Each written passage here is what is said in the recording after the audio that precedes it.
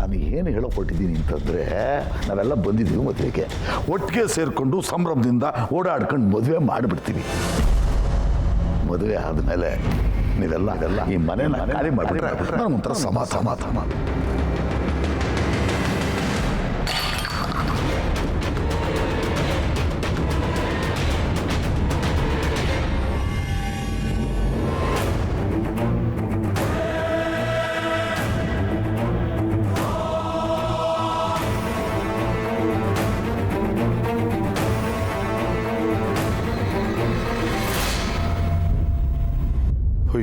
ಅಯ್ಯೋ ಅಲ್ಲಮ್ಮ, ಬೆಲ್ಲ ಹಾಕಿ ಮಾಡಿದ ಟೀ ವೇಸ್ಟ್ ಮಾಡಿಬಿಟ್ಟಲ್ಲಮ್ಮ. ಅಯ್ಯಯ್ಯೋ, ಏನು ಇಬ್ರು ಹಿಂಗೆ ನೋಡ್ತಾ ಇದ್ದೀರಾ?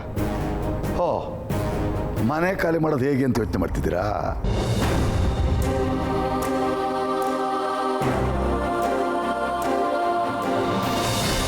ನೀವು ಯೋಚನೆ ಮಾಡಬೇಡಿ. ಮದುವೆ ಆದ ತಕ್ಷಣನೇ ಇಡೀ ಮನೆ ಸಾಮಾನೆಲ್ಲ ನಾನೇ ಪ್ಯಾಕ್ ಮಾಡಿ ಇಡಿಸ್ತೀನಿ. ಅದಕ್ಕೆಲ್ಲ ಜನ ಇದ್ದಾರಮ್ಮ, ಪ್ಯಾಕರ್ಸ್ ಮೂವರ್ಸ್ ಅಂತ ಇದ್ದಾರೆ. ಅವ್ರನ್ನ ಬದಲಿಗೆ ಕೇಳ್ಬಿಡ್ತೀನಿ. ಏನೋ ಅವ್ರಿಗೊಂದಿಷ್ಟು ದುಡ್ಡು ಕೊಟ್ಬಿಟ್ರೆ ಸಾಕು. ಅದನ್ನು ಬೇಕಾದ್ರೆ ನಾನೇ ಕೊಡ್ತೀನಿ. ಏನೇ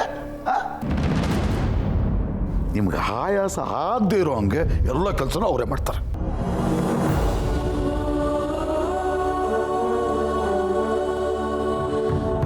ಮದುವೆನಲ್ಲಿ ಓಡಾಡಿ ಸುಸ್ತಾಗಿರುತ್ತೆ. ಅವತ್ತೊಂದು ರಾತ್ರಿ ಇಲ್ಲೇ ಇದ್ದು ಬಿಡಿ, ರೆಸ್ಟ್ ತಗೊಳ್ಳಿ, ಮಾರನೇ ಹೋಗ್ಬಿಡಿ. ನಂದೇನು ಅಭ್ಯಂತರ ಇಲ್ಲ.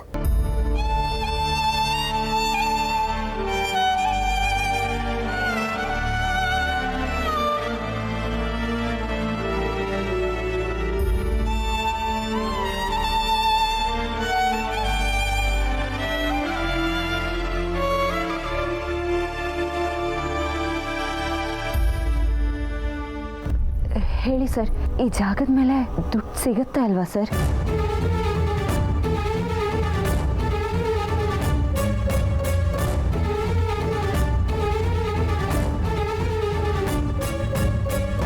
ಸತ್ಯ, ಏನ್ ಮಾತಾಡ್ತಾ ಇದೀಯಾ?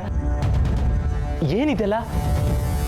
ನಾನು ಈ ಗ್ಯಾರೇಜ್ನ ಅಡಾಡ್ತಾ ಇದ್ದೀನಿ ಕಣ್ರು.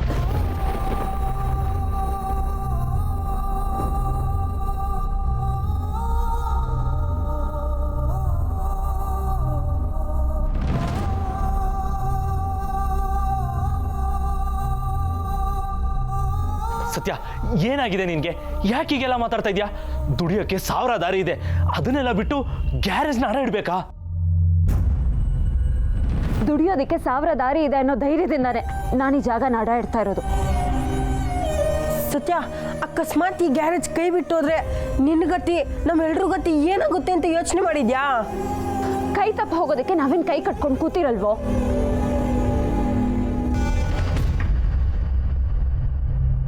ಕಷ್ಟಪಟ್ಟು ಕೈ ಮೀರಿ ದುಡ್ದು ಮತ್ತೆ ಈ ಜಾಗನ ಬಿಡಿಸ್ಕೊಳೋಣ. ಸುಮ್ಮನೆ ಇರಿ.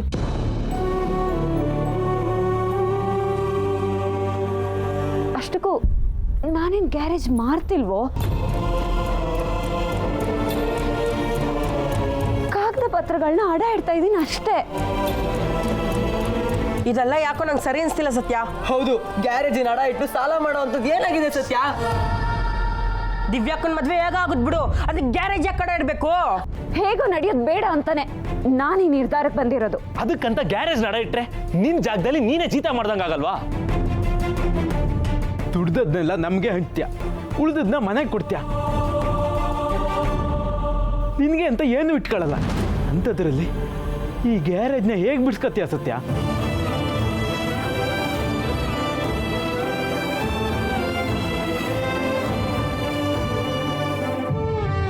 ಏನಮ್ಮ ಇದೆಲ್ಲ? ಒಬ್ಬೊಬ್ಬ ಹುಡುಗನೂ ಒಂದೊಂಥರ ಮಾತಾಡ್ತಾ ಇದ್ದಾನೆ. ನಿಮ್ಗೆ ಇಷ್ಟೊಂದೆಲ್ಲ ಸಮಸ್ಯೆ ಇತ್ತು ಅಂದರೆ ನೀವು ಯಾಕೆ ಈ ಪ್ರಾಪರ್ಟಿನ ಅಡ ಇಡಬೇಕು ಅಂದ್ಕೊಂಡ್ರಿ? ನನಗೆ ಇದಕ್ಕೆಲ್ಲ ಟೈಮ್ ಇಲ್ಲ. ನಿಮ್ಮ ಮಾತುಕತೆಗಳೆಲ್ಲ ಮುಗಿಸ್ಕೊಂಡು ಒಂದು ತೀರ್ಮಾನ ಮಾಡಿ ಆಮೇಲೆ ನನ್ನ ಹತ್ರ ಬನ್ನಿ, ಆಯ್ತಾ? ಸರ್ ಸರ್ ಸರ್ ಸರ್ ದಯವಿಟ್ಟು ತಪ್ಪು ತಿಳ್ಕೊಬೇಡಿ ಸರ್. ಇವ್ರಿಗೆಲ್ಲ ವಿಷಯ ಗೊತ್ತಿರಲಿಲ್ಲ, ಅದಕ್ಕೆ ಶೋಕಲ್ಲಿ ಹೀಗೆಲ್ಲ ಮಾತಾಡ್ತಿದ್ದಾರೆ. ನೀವು ಕೂತ್ಕೊಳ್ಳಿ ಸರ್. ಸರ್ ಪ್ಲೀಸ್ ಸರ್, ಕೂತ್ಕೊಳ್ಳಿ.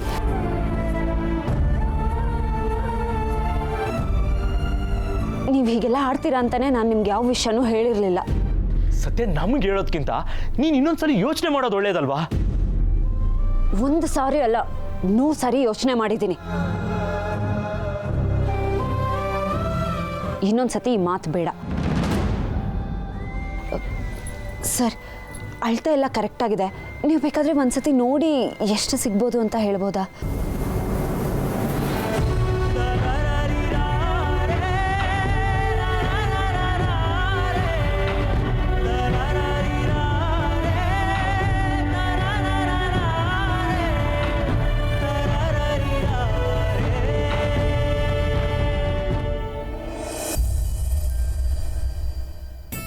ನಾನು ಮನ್ಸು ಮಾಡಿದ್ರೆ ಏನು ಮಾಡ್ತೀನಿ ಗೊತ್ತಾ?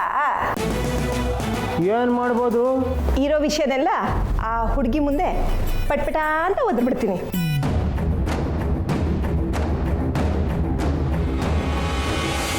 ಬಾಲ,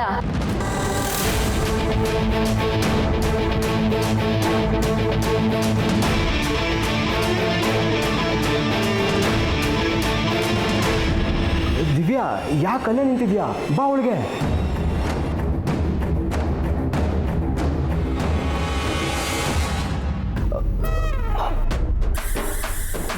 ಬನ್ನಿ ಬಾ.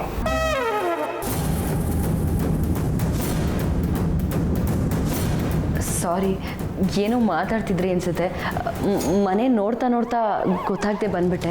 ಅಯ್ಯೋ ದಿವ್ಯಾ, ನೀನು ಈ ಮನೇಲಿ ಯಾವಾಗ ಎಲ್ಲಿ ಯಾರ ಪರ್ಮಿಷನ್ ಇಲ್ಲದೆ ಬೇಕಾದ್ರೂ ಓಡಾಡ್ಬೋದು. ಈ ಮನೆನೇ ನಿಂದು. ಹೌದು, ಓಡಾಡ್ಬೋದು. ಅಂದಹಾಗೆ ದಿವ್ಯಾ, ಇವ್ರು ನಮ್ಮಮ್ಮ. ಮಾಮ್, ಇವಳು ದಿವ್ಯಾ. ನಮಸ್ತೆ ಆಂಟಿ. ಏನಮ್ಮ,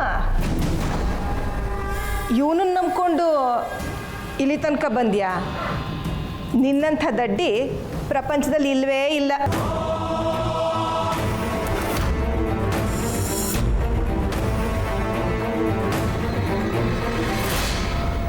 ನಾನು ಇವನಿಗೆ ತಾಯೂ ಅಲ್ಲ, ಇವನು ನನಗೆ ಮಗನೂ ಅಲ್ಲ.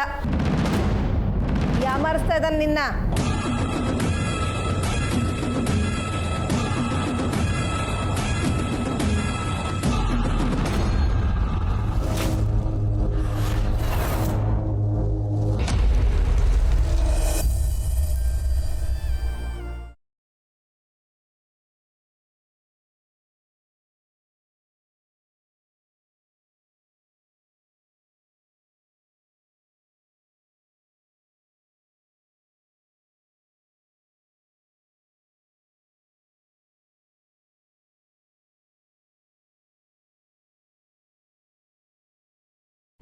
ಕಾರ್ತಿಕ್, ಬಾಯ್ಲಿ. ಒಳ್ಳೇದಾಯ್ತು ನೋಡು ನೀನು ಬಂದಿದ್ದು. ನಿನಗೆ ಫೋನ್ ಮಾಡೋಣ ಅಂತಿದ್ದೆ. ಏನಮ್ಮ, ಏನು ವಿಷಯ? ಕೂತ್ಕೋ. ಇನ್ಮೇಲೆ ಪ್ರತಿಯೊಂದು ದಿವಸನೂ ಒಂದೊಂದು ವಿಷಯ ಇದ್ದೇ ಇರುತ್ತೆ. ಮದುವೆ ಹತ್ತಿರ ಆಗ್ತಿದ್ದಾಗೆ ಪ್ರತಿದಿನವೂ ಹಬ್ಬನೇ. ನಾವೀಗ ಒಂದಷ್ಟು ಇನ್ವಿಟೇಷನ್ಸ್ನ ಸೆಲೆಕ್ಟ್ ಮಾಡಿಟ್ಟಿದ್ದೀವಿ. ನೀನೀಗ ಅದನ್ನು ನೋಡಿ ನಿನಗೆ ಯಾವ್ದು ಇಷ್ಟ ಅಂತ ಹೇಳಿದರೆ ನಾವು ಅದನ್ನು ಪ್ರಿಂಟಿಗೆ ಕೊಟ್ಬಿಡ್ತೀವಿ. ಚಿಕ್ಕಪ್ಪ, ಈ ಥರದ್ದೆಲ್ಲ ಸಾಫ್ಟ್ ಕಾಪಿ ಕಳಿಸಿದ್ರೆ ಚೆನ್ನಾಗಿರ್ತಾ ಇತ್ತು.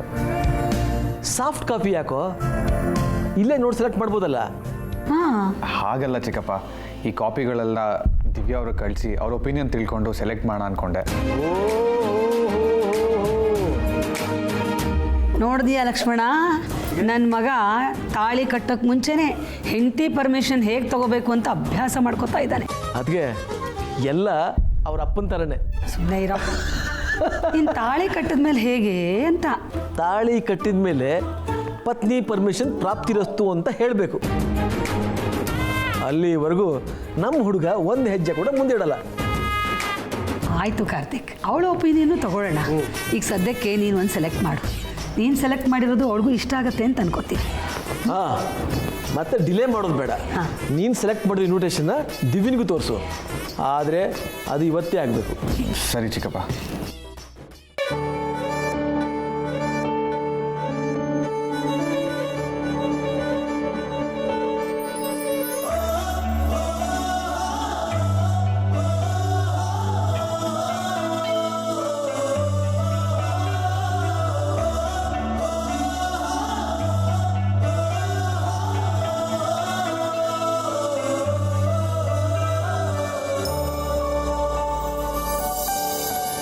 ಈ ಕಾರ್ಡು ಸಿಂಪಲ್ ಆಗಿ ಡೀಸೆಂಟ್ ಆಗಿ ಚೆನ್ನಾಗಿದೆ ಅಲ್ವಾ?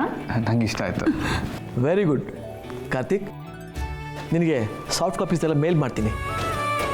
ನಿನಗೂ ದಿವ್ಯನಿಗೂ ತೋರಿಸು, ಹಾಗೆ ಅವಳ ಒಪಿನಿಯನು ತಗೋ. ಆದರೆ ಇಷ್ಟೆಲ್ಲ ಇವತ್ತೇ ಆಗಬೇಕು, ಯಾಕೆಂದರೆ ಕಾರ್ಡ್ಸು ಪ್ರಿಂಟಿಂಗ್ ಹೋಗಬೇಕು. ನಾಳೆ ಪತ್ರಿಕೆ ಪೂಜೆ ಇದೆಯಲ್ಲ, ಮಿಸ್ ಆಗಬಾರ್ದು.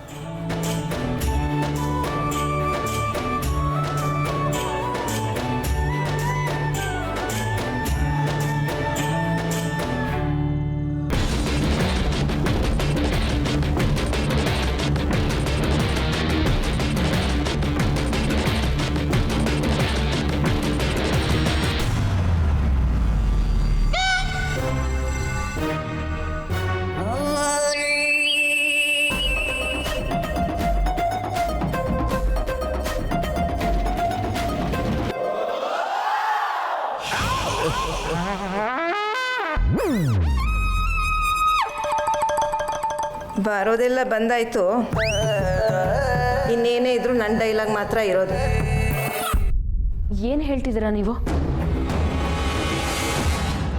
ಅಂದರೆ ನಿಂಗೋಸ್ಕರನೇ ಕಾಯ್ತಾ ಇದ್ವಿ ಅಮ್ಮ ದಿವ್ಯಾ. ನಮ್ಮನೆ ಮಹಾಲಕ್ಷ್ಮಿ ನೀನು. ಇನ್ನೇನಿದ್ರು ನಾನು ಹೇಳಬೇಕಾಗಿರೋ ವಿಷಯ ಹೇಳಬೇಕು ಅಂತಿದ್ದೆ ಅಷ್ಟೇ. ಏನು ಓವರ್ ಆ್ಯಕ್ಟಿಂಗ್ ಮಾಡ್ತಾವ್ರು ಗುರು. ದಿವ್ಯನೂ ಗೊತ್ತಾಗದೇ ಇದ್ರೆ ಸಾಕು. ಮತ್ತೆ ನೀವು ಅಮ್ಮನೇ ಅಲ್ಲ, ಇವನ್ ಮಗನೇ ಅಲ್ಲ ಅನ್ನೋ ಥರ ಮಾತಾಡ್ತಿದ್ದೀರಾ? ಬಾಲ ನಿಮಗೆ ಯಾವ ಮಾಡ್ತಿದ್ದಾನೆ ಅಂತೆಲ್ಲ ಹೇಳ್ತಿದ್ರಿ. ಮತ್ತಿನ್ನೇನಮ್ಮ, ಹೆತ್ತ ತಂದೆ ತಾಯಿ ನಾವು ಫಾರಿನಲ್ಲಿ ಇದ್ದೀವಿ. ಅಂಥದ್ರಲ್ಲಿ ನೀವು ಬೇಡ, ನಿಮ್ಮ ಆಸ್ತಿನೂ ಬೇಡ ಅಂತ ನಮ್ಮನ್ನು ಯಾಮಾರಿಸಿ ಇಲ್ಲಿ ಬಂದು ಹೀಗೆ ಜೀವನ ಮಾಡ್ತಾ ಇದ್ದಾನೆ. ಇದೆಷ್ಟು ಸರಿ ನೀನೇ ಹೇಳು. ಮಗ ಅಂದರೆ ನಾವು ಹೇಳೋ ಮಾತನ್ನು ಕೇಳಿಕೊಂಡು ನಾವು ಮಾಡಿರೋ ಆಸ್ತಿನ ಅನುಭವಿಸ್ಕೊಂಡು ಆರಾಮಾಗಿ ಖುಷಿಯಾಗಿರ್ಬೇಕು ತಾನೇ. ಆದರೆ ಇವನು ನನ್ನ ಕಾಲ ಮೇಲೆ ನಾನೇ ನಿಲ್ತೀನಿ, ನಾನು ಮದುವೆ ಆಗಬೇಕಾಗಿರೋ ಹುಡುಗಿ ನಾನೇ ಹುಡುಕ್ತೀನಿ ಅಂತ ಇಲ್ಲಿ ಬಂದ್ಬಿಟ್ಟಿಯಾನೆ.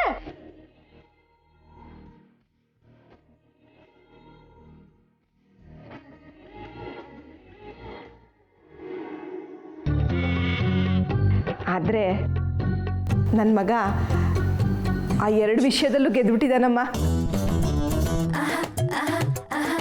ಎಲ್ಲ ನಿನ್ನ ಆಶೀರ್ವಾದ ಮಾಮ್.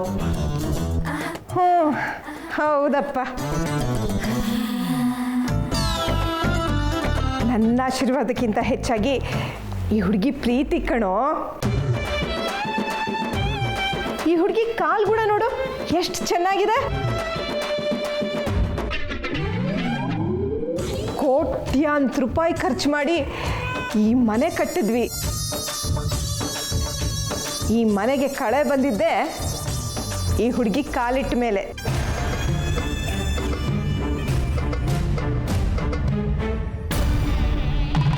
ಹೌದೌದು, ಕೋಟ್ಯಾಂತರ ರೂಪಾಯಿ ಕೊಟ್ಟು ಕಟ್ಸಿರೋ ಥರ ಮಾತಾಡ್ತಿದ್ದಾಳೆ. ಸಂಜೆ ಆದರೆ ಮನೆ ಓನರ್ ಬಂದು ಬಾಡಿಗೆ ಕೇಳಿದಾಗ ನನ್ನ ಕಷ್ಟ ನನಗೆ ಗೊತ್ತಾಗುತ್ತೆ. ದಿವ್ಯಾ, ನೀನು ಹೀಗೆಲ್ಲ ಇರಬೇಡ ಅಮ್ಮ. ಮಾಡರ್ನ್ ಡ್ರೆಸ್ ಹಾಕು.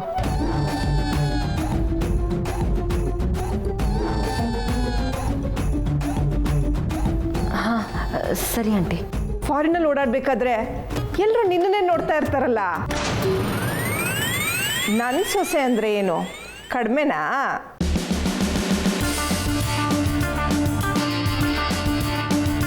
ನೀನು ಇವತ್ತು ಬಂದಿದ್ದು ತುಂಬ ಒಳ್ಳೇದಾಯ್ತು ಅಮ್ಮ.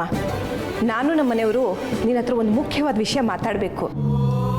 ಬಾಲ ಕರ್ಕೊಂಡು ಬಾ.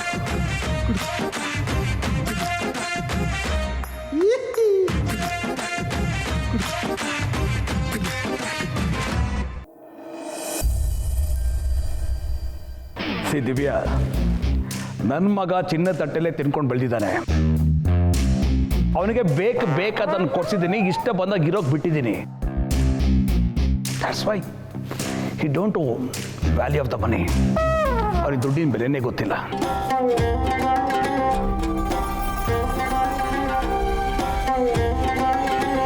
ಹೌದಮ್ಮ, ಇದೇ ವಿಷಯಕ್ಕೆ ಇವನ್ಗೂ ಇವರಪ್ಪಂಗೂ 3 ಹೊತ್ತು ಜಗಳ.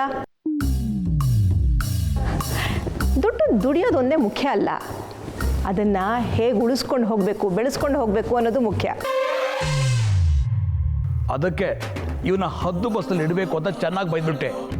ಅಷ್ಟಕ್ಕೆ ಇವನು ನನ್ನ ಕಾಲ ಮೇಲೆ ನಿಂತ್ಕೋತೀನಿ, ದುಡ್ಡು ತೋರಿಸ್ತೀನಿ ಅಂತ ಫಾರಿನಿಂದ ಇಲ್ಲಿ ಬಂದ್ಬಿಟ್ಟ.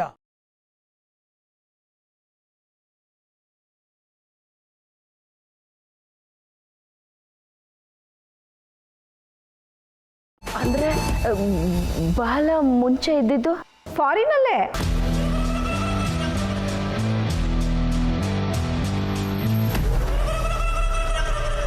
ಅವನು ಓದಿದ್ದು, ಬೆಳೆದಿದ್ದು, ತಿಂದಿದ್ದು, ತೆಗಿದ್ದು ಎಲ್ಲ ಫಾರಿನಲ್ಲೇ.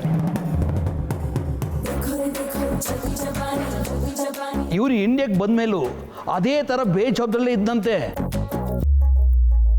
ಆದರೆ ನಿನ್ನ ಪರಿಚಯ ಆದಮೇಲೆ ಅವನಿಗೆ ಜವಾಬ್ದಾರಿ ಬಂದಿದೆ ಅಂತೆ.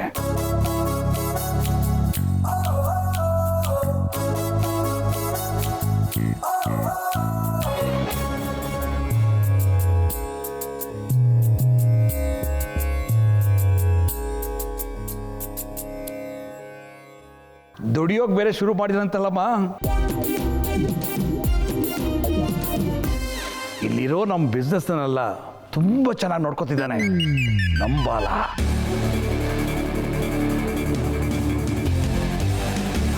ನೂರಾರು ಕೋಟಿ ಇನ್ವೆಸ್ಟ್ಮೆಂಟ್ನ 1000 ಕೋಟಿ ಪ್ರಾಫಿಟ್ಗೆ ತಂದು ನಿಲ್ಲಿಸಿದ್ದಾನೆ.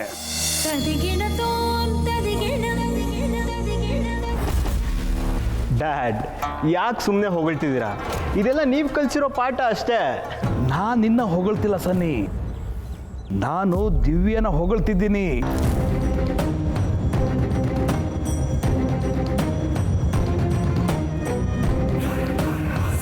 ಏಯ್, ಇದು ಯಾವುದು ನಾನು ಕಲಿಸಿರೋ ಪಾಠ ಅಲ್ವೋ.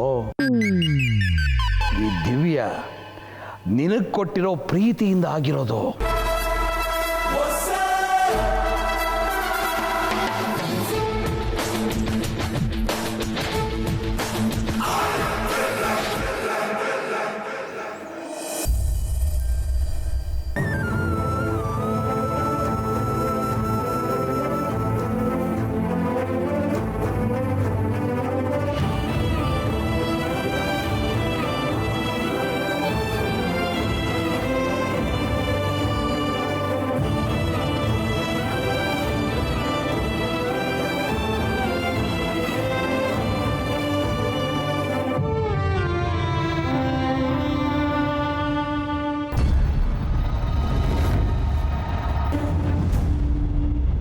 ಏನೇ ಅಂದರೂ ಈ ಜಾಗಕ್ಕೆ 1 ಲಕ್ಷ ಕೊಡ್ಬೋದು ಅಷ್ಟೇ.